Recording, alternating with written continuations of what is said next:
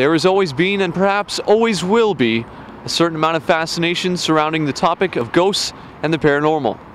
And London, Ontario certainly is not untouched by this fascination, especially here at the Grand Theatre. It is here at the Grand Theatre on Richmond Street in London that the ghost of Ambrose Small is said to wander. During his life, Ambrose Small owned a number of theatres in southwestern Ontario, and these theatres are perhaps linked to his disappearance. In December of 1919, he was in the process of selling those theatres to TransCanada Theatre Limited, I think. And so on December 2nd, he was going through with that and in fact received $1 million deposit for the price of those theatres. And the money was deposited, but he was never seen again. And so after that, there was all of this mystery surrounding where did he go, what happened to Ambrose Small. And so there have been many theories, many sightings, many ideas. And one of them, of course, is that there have been sightings here of the ghost of Ambrose Small. It's said seeing is believing, and if that's true, then Catherine Sherwin should have no reason to doubt that Ambrose still hangs about. It was pretty high energy in the wardrobe because all the students are very enthusiastic, lots of fun, and, we're all enjoying the processes. And I had to stay late a little bit after the students had gone to catch up on some things I was doing. And my table's at the back of the room, and the fitting room is quite a distance away. So I looked up, and standing by the curtains was Ambrose's figure. Now, we all know what Ambrose looks like because he's a curiosity for us all. So we've paid attention over the years. So I thought, well, I'm tired. That's ridiculous.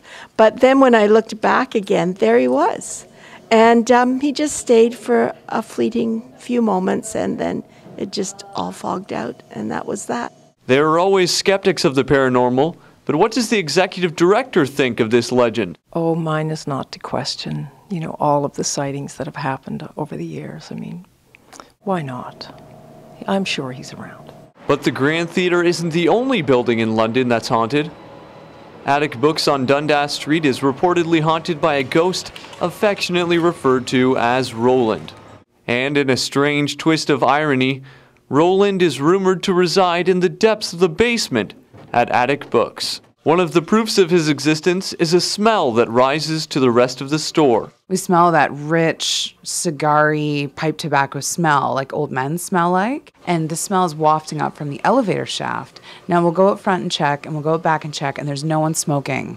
So it's not coming from outside, it's coming from inside the building. And if you follow the smell downstairs, it's most intense right up here by what we call Roland's chair. And what would a haunted bookstore be without a ghost who enjoys high literature? We often give him books to read. We try to give him more intelligent books, mostly nonfiction. If we're going to give him fiction, we'll give him like classic, excellent fiction. We won't give him any garbage to read. He'll knock it off the chair if he doesn't like it. So if you put like a Danielle Steele book on his chair, he'll knock it on the floor.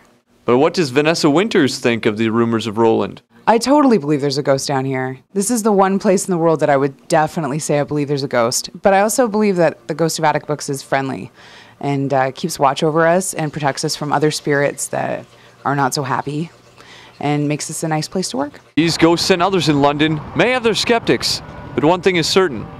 The ghosts of Ambrose Small and Roland do live on, if only in the hearts and minds of those closest to them. Matt Weverink, XFM News.